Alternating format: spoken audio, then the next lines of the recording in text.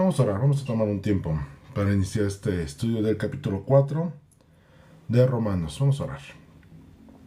Señor bendito, te agradecemos el que seas bueno con nosotros día tras día, lo podemos vivir, experimentar y ver.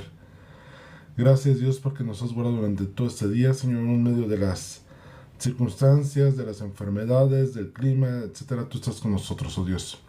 Te ponemos este tiempo en tus manos, rogando que tu espíritu fluya en este lugar, tome el control de todo lo que se habla, traiga revelación y corazones abiertos, sinceros, sensibles a tu voz, y que la palabra de hoy sea una palabra de edificación, y que tu nombre sea glorificado en todo. A ti sea la gloria, Señor Jesús, por siempre. Amén y amén.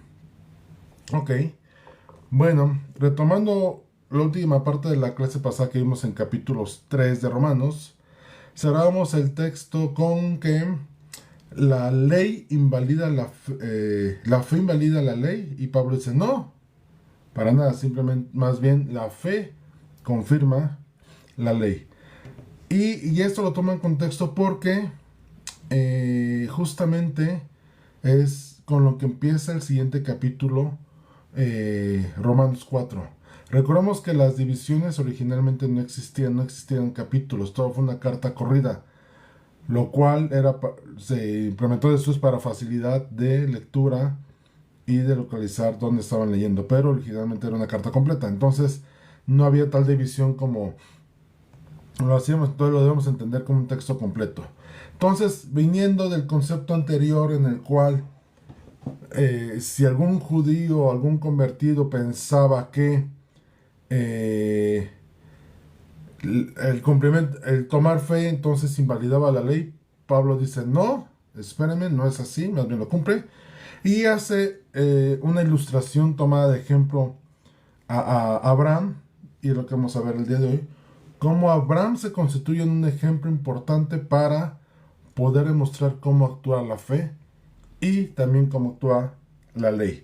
Recordemos que Abraham, dentro del pueblo judío hasta el día de hoy, es una persona sumamente respetada, no solamente como patriarca, sino también como profeta, como hacía labores de pastor prácticamente, porque él guiaba a todo su clan en ese momento, a toda su servidumbre, a toda su familia, él la guiaba, ¿no? Finalmente, él era el principal dentro de, de, de su clan, ¿no? De su tribu.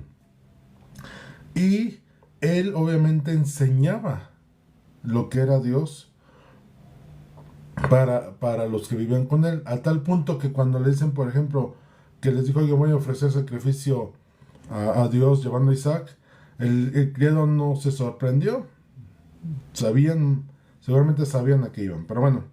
Entonces dice, verso 1, humanamente hablando, recuerden, nueva traducción viviente estoy leyendo, humanamente hablando, Abraham fue el fundador de nuestra nación judía, que descubrió el acerca de llegar a ser justo ante Dios, que si sus buenas acciones le hubieran servido para que Dios lo aceptara, habría tenido de qué jactarse. Pero esto no era la forma de actuar de Dios. Pues las escrituras nos dicen: Abraham le creyó a Dios y Dios lo consideró justo debido a su fe. Lo que nos está diciendo aquí Pablo es que desde el tiempo de Abraham estaba claro que no era por obras el cómo agradar a Dios si no tenías fe. De hecho, muchos, y en otro estudio lo comentaba, muchos pueden cumplir la ley sin conocer al hacedor de la ley, ¿eh? El que hizo la ley. Podríamos llegar a ese punto de creer que estamos agradando a Dios sin conocer a Dios. En la mañana por ahí veía un videito que alguien comentaba, y estoy completamente de acuerdo. Inclusive pueden hacer obras y pueden decir: ay, sí, Dios me utiliza, mis dones se manifiestan, etcétera, etcétera. Pero se les olvida que Dios obra por el pueblo, no por la persona. Y si en algún momento esas personas han sido utilizadas para traer bendición al pueblo, pues Dios no se va a tener por esa persona para bendecir al pueblo, sino más bien bendice al pueblo. Y en algún momento mi hijo lo ejemplificaba muy bien, decía, mira, Dios les, como si dijera a la persona: te utilicé porque Perú necesitaba, pero cuando llegamos a casa platicamos, ¿no? Tú y yo tenemos un pequeño detalle que revisar, ¿no? Más o menos así lo podríamos eh, entender. Entonces, no era por obras. Y desde el tiempo de Abraham, esto ya estaba siendo establecido. Abraham le creyó a Dios. Si recordamos la historia, dice que Dios se le manifestó a Abraham estando en su tierra de calderos y le dijo, toma tu planetela y vámonos, ¿no? Y dice que salió sin saber a dónde iba, creyendo en el invisible, pero creyó en Dios en cuanto a lo que él iba a hacer y cómo lo iba a llevar. Y sabemos en contexto general toda la historia de lo que ocurrió, ¿no? Dice el verso 4, cuando la gente trabaja, el salario que recibe no es un regalo, sino algo que se ha ganado. Pero la gente no es considerada justo por sus acciones, sino por su fe en Dios, quien perdona a los pecadores. David también habló de lo mismo cuando describió la felicidad de los que son declarados justos sin hacer esfuerzos para lograrlo. Oh, qué alegría para aquellos a quienes se les perdona la desobediencia, a quienes se les cubren los pecados. Sí, qué alegría para ellos a quienes el Señor los borró el pecado de su cuenta. Cuando tú trabajas, el que te paguen no es un favor que te estén haciendo. Tú lo trabajaste y el acuerdo es, inclusive hay contratos en el, tú me cubres tal jornada de trabajo haciendo tales actividades y yo te pago la cantidad correspondiente.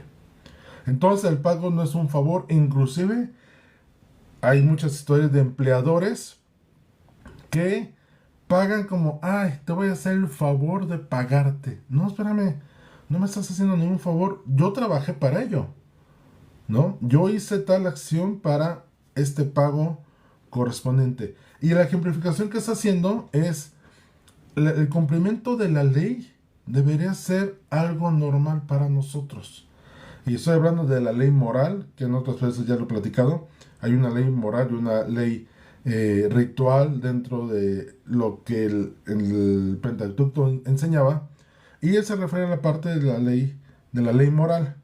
Y entonces dice, pero la gente, eh, ah, o sea, si nos pagan por el que trabajamos, no hicimos nada extraordinario para parecer algo más. Si el patrón, voy a ilustrarlo así, decide darnos un extra, fue porque él quiso, ¿no? Y así que amplifica Pablo el tema de la salvación como un regalo inmerecido. Fue un regalo que dio el Señor Jesús ganó para nosotros y nos lo entregó y nosotros al tomarlo. Trae la explicación de David. Qué alegría, dice, para aquellos que han pecado y sin hacer más esfuerzo, más que creer, han sido perdonados y han sido lavados, dice, cubiertos sus pecados. Esa es la gracia que Dios nos da. Ese es el regalo inmerecido. Que esa es la fe en la cual nosotros estamos. Abraham salió creyendo en Dios y nosotros tenemos fe en el sacrificio de Jesús que no lo vimos, no estuvimos ahí, lo comentaba la semana pasada, no fuimos testigos presenciales, pero creemos que ocurrió, creemos que así fue y esa fe es la que nos lleva a un nivel de conocimiento de Dios y de recibir su regalo. Dice el verso 9. Ahora bien, ¿es esta bendición solamente para los judíos o es también para los gentiles incircuncisos? Como venimos diciendo, Dios consideró a Abraham justo debido a su fe. Pero ¿cómo sucedió esto? ¿Se le consideró justo solo después de ser circuncidado o fue antes? Es evidente que Dios aceptó a Abraham antes de que fuera circuncidado. Y esta parte es muy importante en cuanto a lo que conocemos y creemos. Dice que Abraham fue justo debido a la fe. Es más, en ese tiempo ni siquiera existía la ley que los judíos conocían, que fue instaurada por Moisés muchos años después. Ajá. En ese momento, Abraham todavía no había unos escritos en los cuales dijera, no tendrás dioses ajenos delante de mí, no te harás imagen. No, todavía no existía. Él fue justo, dice la palabra, por su fe, porque creyó. Ajá. Y comentamos la semana pasada también que muchos hombres del Antiguo Testamento vieron la revelación del Nuevo Testamento, la venida del Señor Jesús, y creyeron, y dice que se sostuvieron como viendo al invisible, ¿no? Entonces, aquí claramente nos está diciendo, a ver, no es por obras. Recordemos que los judíos, y era un tema que después salió precisamente en Hechos, en el cual el tema de la circuncisión, que no podían recibir el Espíritu Santo porque no estaban circuncidados. Y aquí claramente dice, Abraham fue hecho justo por fe, y la fe no vino a causa de la circuncisión, sino fue antes de la circuncisión. Recordemos que cuando salió Abraham de Ur de los Caldeos, ahí todavía no se circuncidaba. Se circuncidaron hasta que llegaron a la tierra prometida.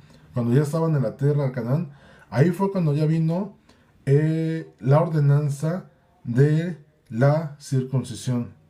Y dice el verso 11, la circuncisión era una señal de que Abraham ya tenía fe y de que Dios ya lo había aceptado y declarado justo aún antes que fuera circuncidado. Por lo tanto, Abraham es el padre espiritual de los que tienen fe, pero no han sido circuncidados. A la pregunta que hacían, ¿solamente los judíos por estar circuncidados podían tener fe? No. Aquí lo que Pablo les está explicando es, la circuncisión fue consecuencia de... En otra enseñanza les comentaba, no hacemos obras para ser espirituales, sino cuando somos espirituales, las obras vienen por consecuencia. Si tú le dices, porque entonces viene la confusión, voy a hacer buenas obras para tener la salvación de Dios. A ver, la salvación no la obtenemos por obras. Entonces, ¿por qué pensamos que por obras la vamos a mantener? ¿No? A veces uno dice, es que la salvación se pierde. Voy a tocar ese punto aquí. La salvación se pierde cuando pecas. Ok, mi pregunta sería, dime cuántos pecados o qué cantidad de pecados debo yo cometer y en qué momento yo puedo decir, perdí la salvación o no la perdí. Así el tema de las obras. ¿Cuántas obras tengo que hacer para ser acepto delante de Dios? ¿O cuál es el mínimo, el piso para que yo tenga salvación? Y entonces entra en ese contexto. ¿Tengo que estar circuncidado para tener acceso a la salvación? Y Pablo lo que está diciendo es no. La circuncisión fue solamente consecuencia de la fe y entonces te vuelves obediente. Cuando tú crees en Dios, en la obra redentora del Señor Jesús, y dejas que el Señor haga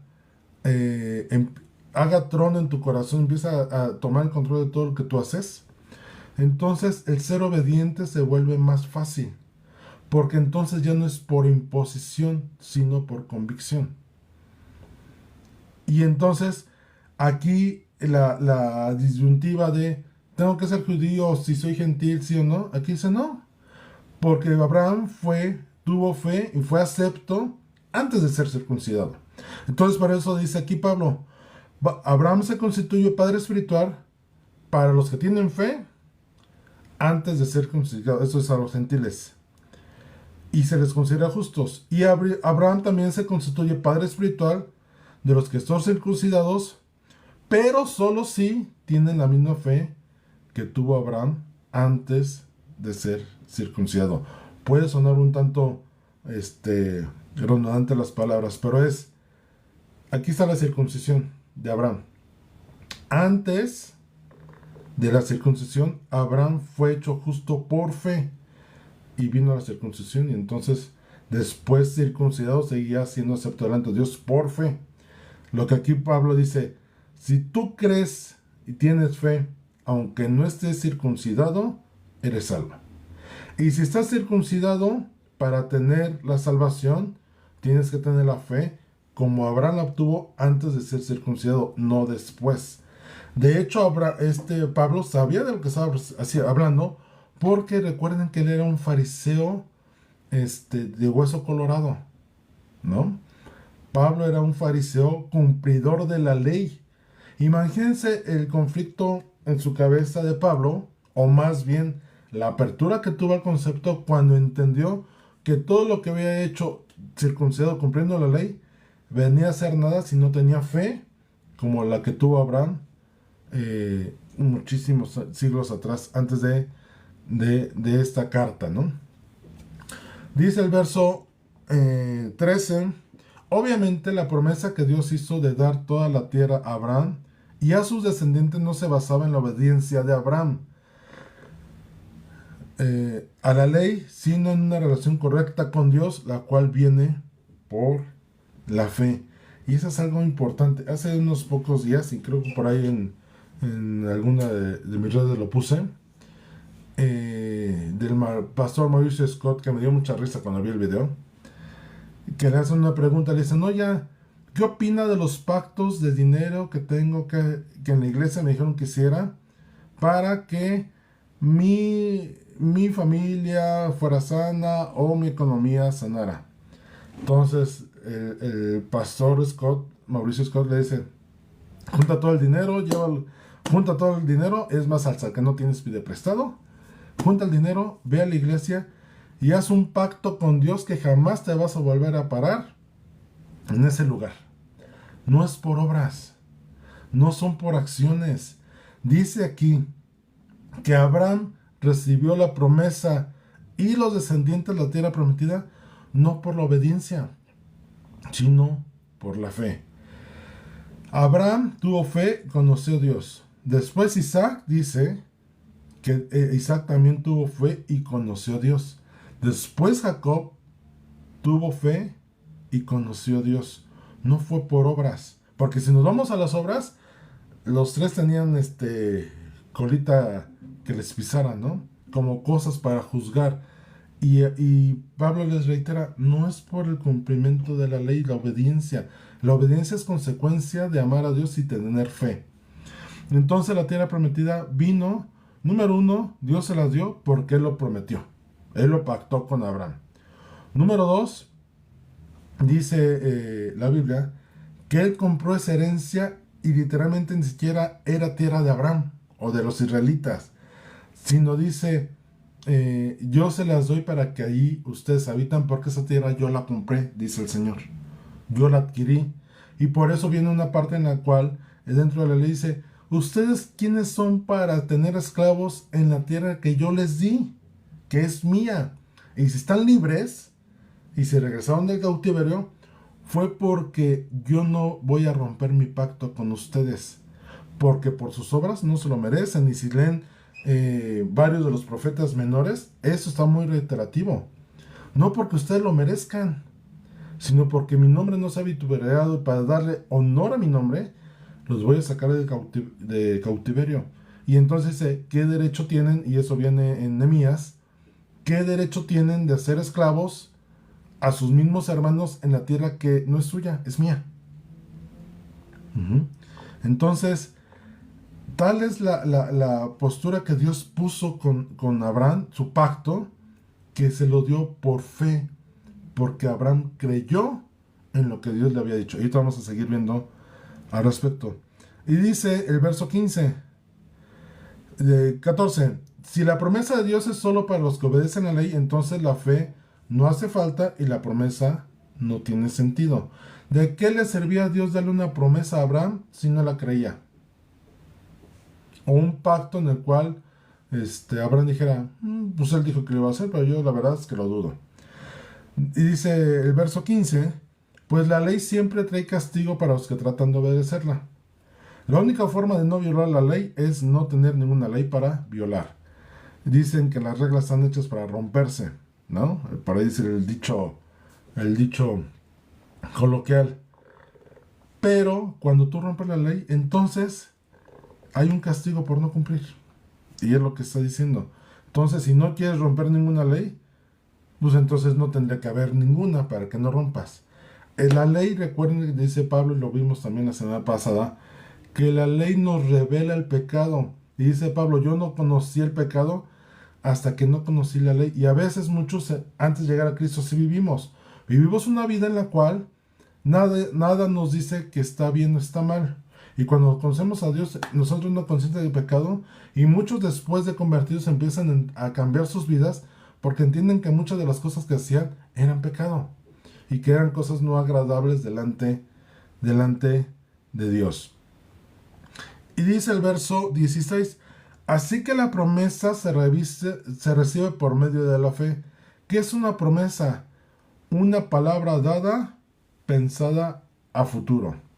Cuando uno se casa, las promesas o los votos que se hablan en la boda no son de cosas que estén en ese momento ocurriendo, sino hablan hacia el futuro. Prometo amarte hasta que la muerte nos separe, ¿no? Y en la enfermedad, en la escasez, tú y yo vamos a estar juntos. O sea, son siempre la promesa, toda promesa se recibe por fe. El matrimonio, si lo ven así, es una cuestión de fe. Porque realmente hacia el futuro no sabes lo que va a pasar, pero tú vas con la convicción y la certeza de que el matrimonio camine y perdure todo el tiempo que posible, ¿no? Dice, es un regalo inmerecido. Y vivamos o no de acuerdo con la ley de Moisés, todos estamos seguros de recibir esta promesa si tenemos la fe como la de Abraham, quien es el padre de todos los que creen. Y en esa parte vamos a poner un ejemplo. El ladrón que estaba en la cruz junto al Señor en la crucifixión, él no había vivido bajo la ley de Moisés, de hecho por eso estaba ahí. Y en ese momento reconoce al Señor Jesús como Salvador y tiene la vida eterna. Y es lo que está diciendo, no importa el momento, mientras tengas fe, puedes tener el regalo inmerecido de parte de Dios. Dice el verso 17, a eso se refieren las escrituras cuando citan lo que Dios le dijo. Te dice padre de muchas naciones. Cuando Dios le dice esto a Abraham lo tuvo que creer y visualizar de alguna manera lo que Dios le estaba diciendo. Dice, eso sucedió porque Abraham creyó en el Dios que da vida a los muertos y crea cosas nuevas de la nada. Dice Génesis cuando va Abraham a hacer el sacrificio de Isaac. Dice que él en ese momento ya había recibido la promesa de muchas generaciones. De hecho, Isaac era un hijo de promesa. Pero pues él lo iba a sacrificar y dice la palabra que él lo sacrificó creyendo que lo sacrificaba y que después Dios lo podía resucitar, ¿no? Abraham no sabía lo que iba a pasar, pero él dijo, Dios me dijo, Dios lo va a hacer. Y dice el verso 18, aun cuando no había motivos para tener esperanza, Abraham siguió teniendo esperanzas porque había creído en que llegaría a ser el padre de las muchas naciones, pues Dios le había dicho, esa es la cantidad de descendientes que tendrás. Recordemos que en dos pasajes Dios le dice, mira, ve el cielo y cuenta las estrellas, así van a ser tus generaciones. Y en otra parte dice, mira, ve los granos de la arena en el mar, sí. Bueno, pues así van a ser tus generaciones.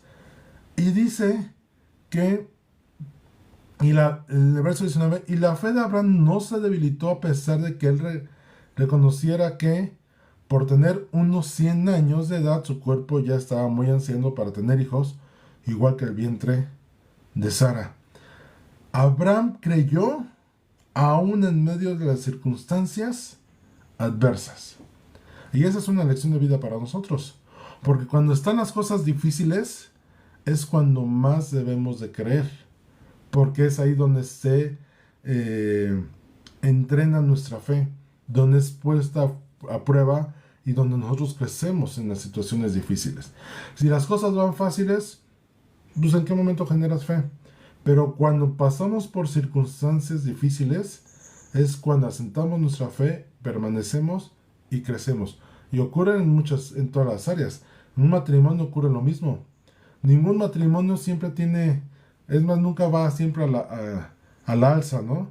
Puede quedar flat o inclusive tener sus bemoles. Y saben que es natural. Porque ahí es donde se prueba que el matrimonio realmente es un matrimonio, que los dos son uno y que los dos caminan y crecen. Regresando al tema de Abraham, imagínense, Dios le hizo una promesa a Abraham. Y recordemos que Abraham le quiso ayudar a Dios cuando, pues Dios me dijo que voy a tener descendencia, ya se me está yendo el tren, pues Sara ya me dio permiso de que me meta con su sirvienta, con su sierva, pues bueno, Señor me sacrificó, ¿no? A lo mejor Abraham pensó, y le quiso ayudar a Dios. ¿Y qué ocurrió?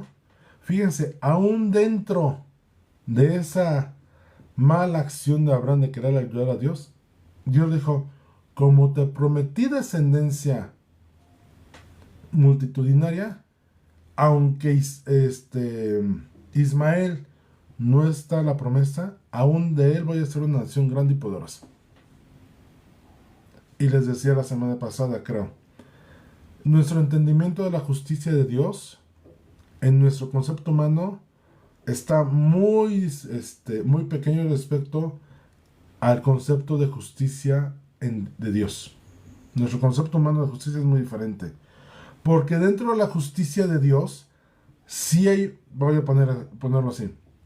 Nosotros, a lo mejor en nuestra justicia tenemos 10 puntos, ¿no? Y decimos A, B, C, D, 1, 2, 3, 4 en hilerita. Y a lo mejor cuando nosotros pensamos en misericordia, no encontramos entre qué número meterlo porque no cuadra en nuestro entendimiento tener misericordia de alguien. Bueno, en la justicia de Dios sí hay un apartado de misericordia. Para Dios dar misericordia, yo diría, es algo normal, natural. No lo merecemos, no lo merecemos, pero Él decide dárnosla. Y todos hemos pasado por episodios de misericordia mostrada de Dios para con nosotros. Ajá. Entonces, imagínense que Abraham, vuelvo al punto, tenía 100 años. Y de la promesa habían pasado ya años. Porque Ismael, imagínense, si no mal recuerdo, la promesa vino más o menos a la edad de 80 años en Abraham. Le quiso ayudar a Dios como a los 7 años. Y por eso Ismael le llevaba a Isaac como 12 años más o menos. Si Isaac nació en el año 101, fueron como 20 años de espera de parte de Abraham. Y a lo mejor ustedes pensarían, no, pues Abraham estaba así de, uy, ya 98, 99, ya va a llegar a los 100 años. Funcionalmente mi cuerpo pues ya no trabaja como antes. Ahí en Sara está igual. Hace muchos años dejó de menstruar, o sea que ya su proceso reproductivo pues está detenido, o como coloquialmente decimos, la fábrica ya estaba cerrada o estaba en huelga. Y inclusive la misma Sara dudaba, ¿no? Ya ven, recuerdan cuando los ángeles van y que le dan esa promesa a Abraham, Sara se rió y que dijo, ¿de qué te ríes? No me reí. Nerviosamente Sara dice, no, sí te reíste, pero no te preocupes, de todos modos, aunque te hayas reído, aunque dudes, dentro de un año voy a regresar y van a tener ya el fruto de un vientre que es un bebé. Entonces, todas las circunstancias estaban en contra de Abraham para que pudiera cumplirse una promesa en nuestro entendimiento humano, en Dios no. Y entonces el verso 20 dice, Abraham siempre creyó, no algunas veces, no si hacía calor sí, si hacía frío no, dice siempre. Y esta palabra siempre habla de plenitud. Cuando decimos siempre, no estamos hablando de un 99.9%, estamos hablando de un 100%. Es más, en un término en inglés, me gusta mucho porque no da espacio a que falta algo, dice forever and ever, ¿no? Por siempre y siempre, ¿no? Esta palabra siempre habla de plenitud, ¿no? O sea, una cuestión constante, permanente, que no cambia. Siempre creyó la promesa de Dios sin vacilar. Creyó y sin vacilar. Creyó, él dijo, Dios me dijo, Dios lo va a hacer. Dios me dijo, Dios lo va a hacer. Dios me dijo, Dios lo va a hacer. Sin vacilar. Ahora sí, ahora no. Ahora sí. No. Abraham, Dios le dijo la palabra, dijo, no sé cómo lo vas a hacer, Señor, pero tú me dijiste y lo vas a hacer. Dice, de hecho su fe se fortaleció aún más y así le dio gloria a Dios. Yo creo que del año 80 más o menos que recibió la promesa, el año 81 decía, entre más difícil, más te vas a glorificar, Señor. Ya voy a llegar al año 100, más viejito, no importa, tú vas a cumplir la promesa. Dice el verso 21, Abraham estaba plenamente convencido, y nuevamente esta palabra plenamente habla de una totalidad, valga la redundancia, una plenitud, un espacio ocupado completamente. Cuando hablamos de un vaso lleno, entendemos un vaso que está hasta el tope. No podemos hablar de algo lleno cuando todavía puede haber un espacio para algo más. Piensen en un camión, en el metro. Cuando va lleno es porque dices, hasta las puertas cierran con dificultad. O sea, no hay espacio para nada. Todo está ocupado. Entonces, y reitero esto porque se habla de plenitud. Abraham estaba plenamente convencido de que Dios es poderoso para cumplir todo lo que promete. No había espacio para alguna duda al respecto. Y debido a su fe, Dios lo consideró justo. En ninguna parte de esta palabra dice que por obras, ¿no? Hizo muchas cosas buenas y por eso fue justo, ¿no? Pues podemos hacer muchas cosas buenas y no ser considerados justos delante de Dios. Entonces más bien es por fe en el cual tenemos la justicia, y esto en la salvación que viene por Cristo Jesús. Dice el verso 23, y el hecho de que Dios lo considerara justo no fue solo para beneficio de Abraham, sino quedó escrito. Esto es, no para que digan de dónde salió, no, aquí está, o sea, hay un testimonio escrito. Y recordemos que cuando hay un testimonio escrito, le da validez. ¿Cuántos contratos de palabra a veces se pierden porque no hay la certeza de que la otra persona lo haya dicho, hayan llegado a un acuerdo o no? Pero si está escrito es, oye, tú te comprometiste a esto, ¿no? Aquí está.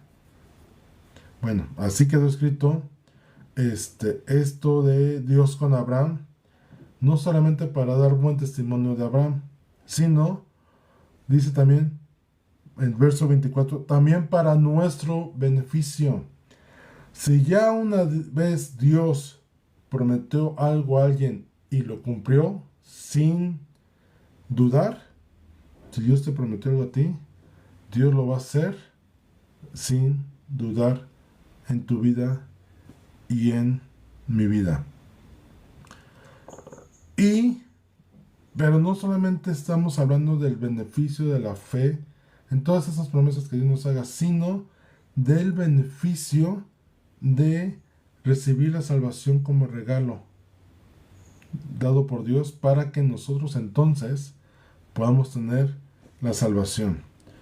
Dice, porque nos asegura que Dios nos considerará justos a nosotros también si creemos en Él, quien levantó de los muertos a Jesús nuestro Señor.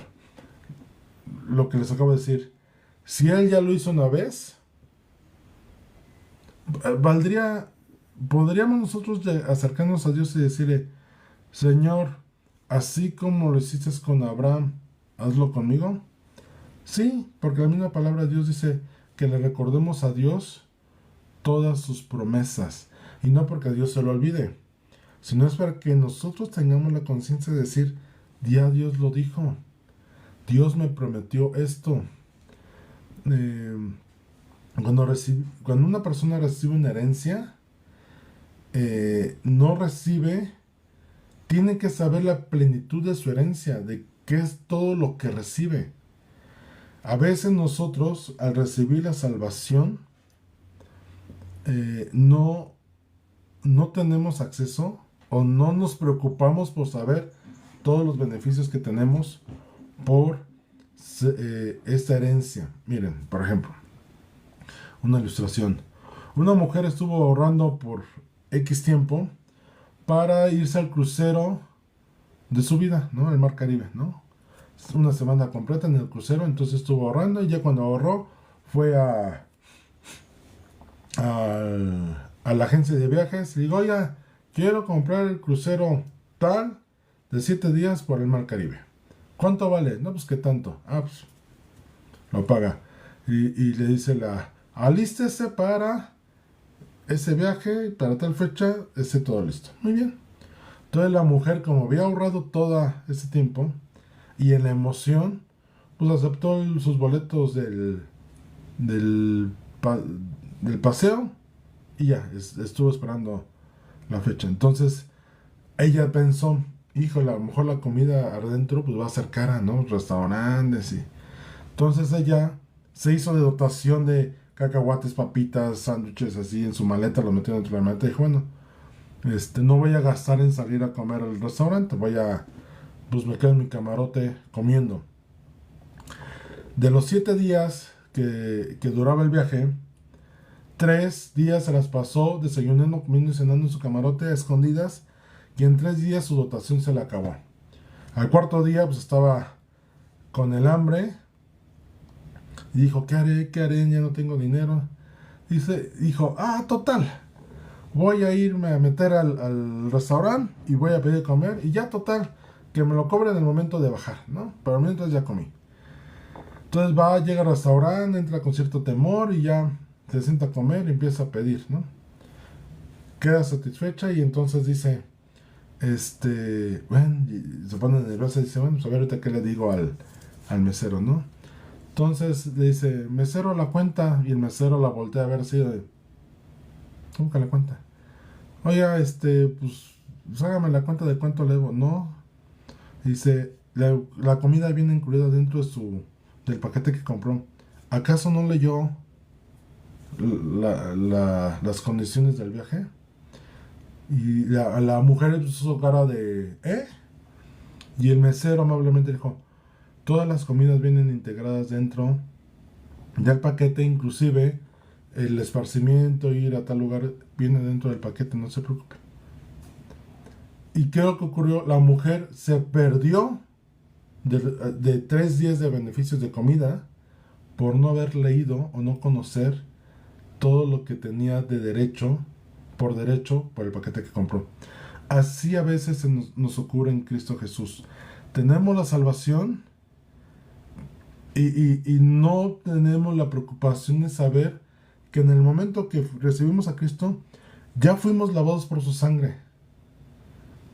Ya tenemos bendiciones. Ya tenemos una nueva identidad.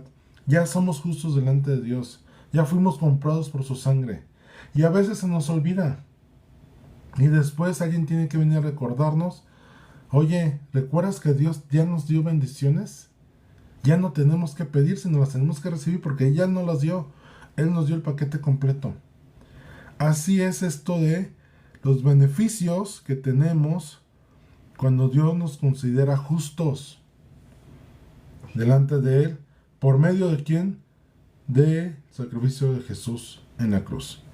Y dice, terminando el verso 25, Él fue entregado a la muerte por causa de nuestros pecados y resucitado para hacernos justos a los ojos de Dios. Pablo nunca olvidó expresarles, enseñarles, decirles que la salvación no fue por obras, sino por la obra de Jesús en la cruz, tomando nuestros pecados, y esto francamente he estado repitiendo todas las clases, pero es que Pablo lo afirma. Él se hizo pecado por nosotros y murió, y dice resucitó para hacernos justos. No es por ninguna obra. Es Jesús hizo el pago correspondiente para hacernos justos. ¿Cuál es nuestra parte? Tomarlo por fe, creer que le recibimos, creer que Él hizo esa obra, creer que Él tomó nuestro lugar en la cruz para presentarnos delante de Dios. Y en otra enseñanza mi hijo les explicaba esto, que cuando nosotros podemos tener acceso al Padre, porque recuerdan el pasaje de Abraham con Isaac y de Isaac con Jacob y Esaú, que dijo, es la voz de Jacob, pero huele a Esaú. Exactamente es lo mismo que ocurre. Oigo la voz de Arturo, pero huelo la sangre de mi hijo, Jesús. Pásale. Sí, podemos tener un nombre, pero cuando somos lavados por la sangre de Cristo es que esa sangre es la que nos hace justos y nos hace aceptos delante de Dios. Entonces, el ejemplo de Abraham que nos deja hoy Pablo es muy claro. Abraham fue salvo por fe, y una fe que inclusive vino antes de la ley, inclusive antes de la circuncisión, y la circuncisión fue únicamente consecuencia de su obediencia a Dios, de la relación que tenía con Dios. Entonces, quédate con esto el día de hoy. Ten una buena relación con Dios, conoce a Dios, para que no haya dudas de tu salvación, para que no haya dudas de que es por su justicia, digo, por la obra de Jesús, que su justicia se manifiesta en nosotros y nos hace aceptos. No es por obras. Las obras son consecuencia de nuestra relación con Dios. Entonces, hoy va a quedar más corta la lección, pero bueno, así fue el capítulo. Entonces te voy a invitar a que en tu lugar cierres tus ojos. Vamos a cerrar ese tiempo diciéndole al Señor, gracias Padre, porque hemos podido entender, afirmar, comprender, reafirmar que la salvación que tenemos en ti, la justicia con la cual ahora tú nos ves, es gracias a tener fe en ti. Gracias Señor, porque nos has venido a mostrar que no es por obra, no importa cuánto queramos hacer, cuándo queramos alcanzar, cuánto pretendamos hacer o comprometernos. Si no tenemos fe en ti, las obras vienen a ser muertas. Señor, ayúdanos a entender día tras día que ese sacrificio de Jesús en la cruz ya fue hecho para darnos de gracia lo que por obras no podíamos alcanzar, ni por la ley podíamos alcanzar. Señor, enséñanos a caminar, que tu Espíritu Santo día a día nos ayude a caminar en ti, creciendo en esta fe, creciendo en esta manifestación de tu Espíritu en nosotros, y que nuestra fe sea grande aún en medio de las circunstancias, aún en medio de las pruebas, aún en medio de las cosas en contra, que podamos crecer en ti, en tu conocimiento y en fe. Aumenta nuestra fe, Señor Jesús, como en tus evangelios alguien lo expresó, aumenta mi fe. Así aumenta nuestra fe, Señor, para estar firmes en ti y caminar contigo día tras día. Gracias, Señor Jesús, por tu sacrificio en la cruz, por lo cual podemos estar reunidos en tu nombre. Amén y amén. Bueno, así llegamos al final del día de hoy, de esta cuarto capítulo de la carta a los Romanos. Nos vemos la próxima semana. Si tienen oportunidad de la reunión en Jardín de Edén el próximo domingo, son bienvenidos. Y bueno, que tengan un excelente fin de semana y la próxima semana sea de bendición. Buenas noches a todos.